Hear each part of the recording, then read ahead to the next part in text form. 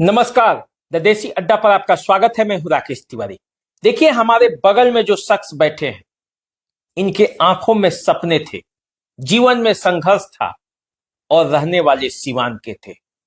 सिवान, संघर्ष और सपने, इन तीनों को लेकर जब मुंबई की उड़ान भरे तो रास्ते में कई जगह मिले। इन जगहों की यात्रा करते हुए अभिषेक गिरी मुंबई में आज एक स्थापित कलाकार हैं। कई फिल्मों में काम कर चुके हैं, थिएटर से भी नाता जोड़ कर रखे हैं और वैसा ही नाता इन्होंने जमीन से भी जोड़ कर रखा है। अभिषेक जी, आपका स्वागत है। बहुत बहुत धन्यवाद। अभिषेक जी, जब आप कुछ सपने लेकर आगे बढ़ते हैं जी, जब सिवान की गलियों से निकलकर एक युवा मुंबई की गलियों में पहुंचता है तो बीच में कई संघर्ष होते हैं। कैसा रहा आपका सफर? बिल्कुल बहुत सारे संघर्ष होते हैं, लेकिन संघर्ष को एक बहुत नॉर्मल तरीके से हमने लिया और लोगों को भी लेना चाहिए। हालांकि सिवान से आगे बढ़ के हम छपरा पढ़ाई किए, उसके बाद लखनऊ विश्वविद्यालय में पढ़ाई के दौरान ही हम नाटक से जुड़ गए।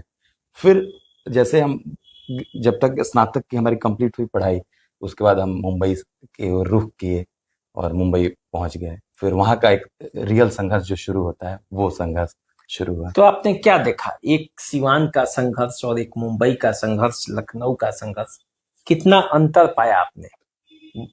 बहुत ही अंतर, क्योंकि सिवान में तो अपना एकेडमिक एजुकेशन लिया गया, हायर एजुकेशन लेने के बाद फिर लखनऊ यूनिवर्सिटी पढ़ाई की गई। मेन शुरुआत जो हुई लखनऊ के रंगमंच से और उसके बाद मुंबई की यात्रा। तो मुंबई जाने के बाद से चाहे आप एनएसडी पास आउट हो, बीएनए पास आउट हो या एफटीआई से ट्रेंड हो, सबके लिए वहां शून्य से ही शुरुआत होती है। शून्य से ही सबकी शुरुआत होती है। वहां पे आपको ऑडिशन देना है, लोगों से मिलना है, अपना प्रिपरेशन करना है as an actor. First of all preparation करना है। एज एन एक्टर आप प्रिपेयर्ड नहीं रहेंगे अपनी चीजों को लेके तो आप ऑडिशन नहीं दे पाते हैं। कई लोग न्यूज में सुनते हो कि ऑडिशन दिए, इतने दिए, नहीं हो पाया। लेकिन आप प्रिपेयर ही नहीं रहेंगे, आपकी तैयारी ही नहीं रहेगी, तो फिर आप ऑडिशन कैसे दे पाएंगे या किसी किरदार के लिए आप कैसे। अच्छा, आप ये बताइए, अभी आप क्या क्या कर चुके हैं, क्या कर रहे हैं? अभी फिलहाल मेरी पहली फिल्म थी रीजनल की, अगर बात करें तो दिल के बंधन। भोजपुरी भाषा की हमने 10 फिल्म करी। उसके बाद हिंदी भाषा की हमने 5 फिल्में करी है, जिसमें से लेटेस्ट अभी कंजूस मक्खी चूस थी, जो कि सोहम रॉकस्टार प्रोडक्शन की थी, जिससे फॉरेंसिक फिल्म आई थी विक्रांत मैसी की, जो 12th फिल्म में अभी थे विक्रांत मैसी की। तो कंजूस मक्खी चूस में कुणाल खेमू के साथ और बहुत ही अच्छे कलाकार पीयूष मिश्रा जी के साथ, अभी इस दुनिया में नहीं रहे राजू श्रीवास्तव जी की अंतिम फिल्म थी, उनके साथ भी काम करने का मौका मिला और तमाम बड़े स्टार्स थे। तो उन लोगों के साथ लास्ट कंजूस मक्खी चूस हमने हिंदी फिल्म किया। और भोजपुरी के पवन जी हुए, रवि किशन शुक्ल हुए, जो अभी सांसद भी हैं, उनके साथ बाजीगर हमने भोजपुरी फिल्मों में, अगर प्रमुख रूप से फिल्मों की बात करें तो भोजपुरी की बाजीगर थी, बेटा बाहुबली 2, इसी तरह 10 फिल्म है। एक फिल्म तो हमारे महाराजगंज में ही हम लोगों ने शूट किया था, जिला छपरा, 2012-13 में। तो वो फिल्म भी उसमें हमने निगेटिव किरदार किया था। तो इस तरह हमारी जर्नी चली। उसके बाद से जो हम एक्टिंग से अर्न करते थे, काम करते थे और सीखते थे, उससे हमने अपनी कंपनी शुरू की, बिहार टॉकीज। और बिहार टॉकीज से हम लगातार शॉर्ट मूवी, लघु फिल्में करते रहते थे, जैसे समय मिलता था। तो हम मेकिंग की ओर भी फिल्में बनाना, कि उधर से हमने फिल्मों से पैसे कमाए, काम किया और उसका अनुभव इधर हमने साझा किया। तो अभी क्या कर रहे हैं फिलहाल? अभी आपकी क्या? फिलहाल हम अभी एक सीरीज है, उस पे काम कर रहे हैं। अभी लफुआ लॉज करके एक सीरीज, हम पटना आए थे, मुंबई से पटना आए और शूट किया। फर्स्ट शेड्यूल कंप्लीट हुआ है और एक खुद हम अपनी होम प्रोडक्शन की और कई आसपास की जुड़ी चीजों को लेकर सीरीज पे काम कर रहे हैं। द गांव करके कॉन्सेप्ट है, उस पे हम काम करना शुरू कर रहे हैं एज ए ड्राफ्टिंग पे, लिखने के, क्योंकि अभिनय के साथ साथ हम फिल्म मेकिंग और लेखन पे भी रुचि है हमारी, तो हम वो चीजें भी कर लेते हैं। क्योंकि हम स्टार्स तो है नहीं कि भैया रोज रणबीर कपूर और बड़े स्टार्स, या बात करें रीजनल की भी, बड़े स्टार उसके तो डेट्स इतने बिजी नहीं है, जो नेचुरल बात है। लेकिन हम अपना सीखते हैं, करते हैं, लड़ते हैं, गिरते हैं और सीखते हैं।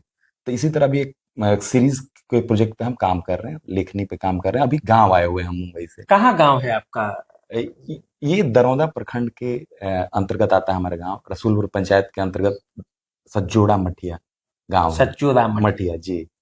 तो सज्जोरा मठिया के लोगों के लिए भी तो आपने कुछ किया होगा, चूंकि आप तो मुंबई से घूम कर आए हैं, जी यहाँ आते हैं, मुंबई जाते हैं, तो और भी आप यहाँ मंडली बनाए हैं या मंडली मुंबई में ही रखे हैं? नहीं, कोई मंडली यहाँ पे नहीं है, लेकिन हमारे गाइडलाइन करने वाले लोग, और चाहे जो कुछ भी कहें, हमारी जो भी बातचीत होती है, अगर हम बात करें तो यहाँ के बहुत कम लोग से हमारा संपर्क है। सोशल और पॉलिटिकल लेवल पे लोगों का संपर्क है, क्योंकि हमारे दादाजी 1954 में प्रथम मुखिया थे। उस समय सज्जोड़ा पंचायत हुआ करता था, अब रसूलपुर पंचायत है। तो रसूलपुर पंचायत के प्रथम मुखिया मेरे दादाजी हुआ करते थे, उसका बड़े पापा मुखिया हुए। तो जब भी मैं गांव आता हूं तो अपने पंचायत का दौरा करता हूं, चाहे अगल बगल के गांव पंचायतों का भी दौरा, चाहे रुकुंदीपुर पंचायत हो, रामगाड़ा हो, समान हो, अगल बगल के जो भी लोग हैं जानने वाले, उनसे मिलने की कोशिश करता हूं जब भी मैं मुंबई से रहता हूं। क्योंकि मैं एक अभिनेता की तरह नकली जीवन नहीं जीता हूं। ये नहीं कह रहा हूं कि अभिनेता नकली जीवन जीता है, लेकिन रियलिस्टिक वे में और सोशलिज्म पे मेरा पूरा अनुभव रहता है, और काम करने की इच्छा शक्ति रहती है कि मैं लोगों से मिलूं, सीखूं। जैसे आप ही से मिला तो मुझे एक अलग अनुभूति हुआ कि सीखने को, चाहे आप मीडिया के साथ साथ आपको सिनेमा, एंटरटेनमेंट, हर सेक्टर के बारे में एक अच्छा अनुभव है। तो उस तरह के लोग नहीं मिल पाते हैं, लेकिन जब मिलते हैं तो अच्छा लगता है। इसीलिए ना मैं कहता हूँ कि सिनेमा का जो जमीन है वो बड़ा पथरीला है। जी। जितना चमक और दमक अंदर बाहर से दिखाई देता है, अंदर से उतना है नहीं। और उसमें भूखे पेट भी लोग काम करते हैं, चेहरे पर चमक आती है। चाहे वो धर्म जी का की बात करो, अब तो दुनिया में नहीं है। हम लोग जब केवीसी कर रहे थे, हमारा भी कुछ नाता है इस इंटरटेनमेंट के दुनिया से, तो कर रहे थे कि इस गोल की भूसी पीकर भी उन्होंने अपने दिन काटे। बिल्कुल, केवीसी के इंटरव्यू में। तो जो चमक दमक दिखता है वो होता नहीं है। ऐसे में सतजोरा गांव का एक लड़का जब मुंबई गया जी, और वहां कुछ अनुभव लिया, तो दूसरे लोगों के लिए आप क्या कहना चाहेंगे, दूसरे जो यहाँ से जाना चाहते हैं? एज एन एक्टर, अगर जो भी लोग जाना चाहते हैं, उन लोग को मैं यही कहूंगा कि फर्स्ट ऑफ ऑल आप सीखिए।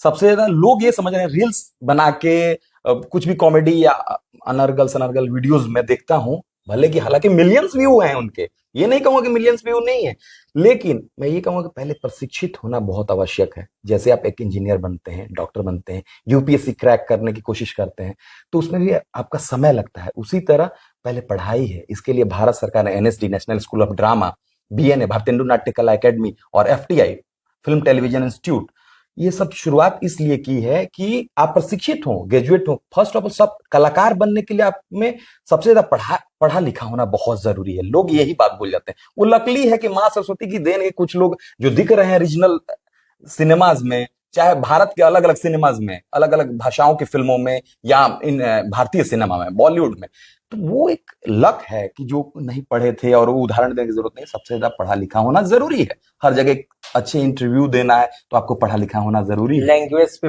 पकड़ होनी चाहिए, उच्चारण पे पकड़ होनी चाहिए, एक्सेंट बहुत क्लियर होना चाहिए। अगर बिहारी किरदार मिलता है तो बिहारी है तो वो एक्सेंट हम लोग फॉलो कर लेंगे। अगर पंजाबी एक्सेंट मिलता है तो पंजाबी एक्सेंट, ओ पाजी कैसे हो तुसी, ये सब जानना। बंगाली है तो बंगाली। ये कलाकार को पढ़ा लिखना, लिटरेचर जानना बहुत आवश्यक है। तो मैं जो भी कलाकार बिहार से, सिवान से, महाराजगंज से, या भारतवर्ष के कहीं से भी जानने वाले हैं सीखने, तो प्रशिक्षण लेना बहुत अति आवश्यक है। नाटक करें, रंगमंच करें, और ये सारी चीजों की शिक्षा लेना अति आवश्यक है मेरे अनुसार। मैं तो यही करता हूं।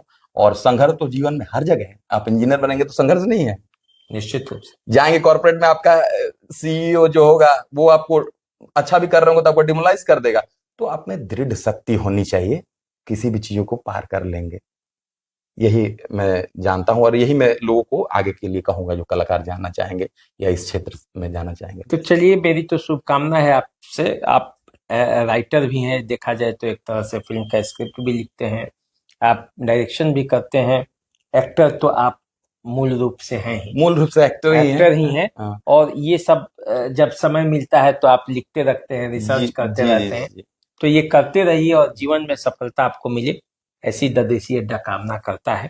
और इसी कामना के साथ फिर हम मिलेंगे जी। और मिलेंगे तो पूरी तैयारी के साथ मिलेंगे, और आपके जीवन के अन्य पहलुओं पर भी हम चर्चा करेंगे।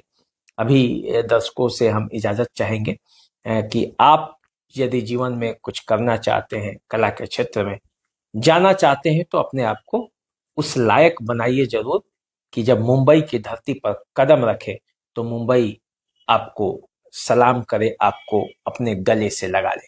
तो चलिए मिलते हैं दूसरे वीडियो में। तब तक के लिए दीजिए इजाजत। चैनल को सब्सक्राइब कर लीजिए, फेसबुक इंस्टाग्राम पे हमें फॉलो कीजिए। अभी दीजिए इजाजत, नमस्कार।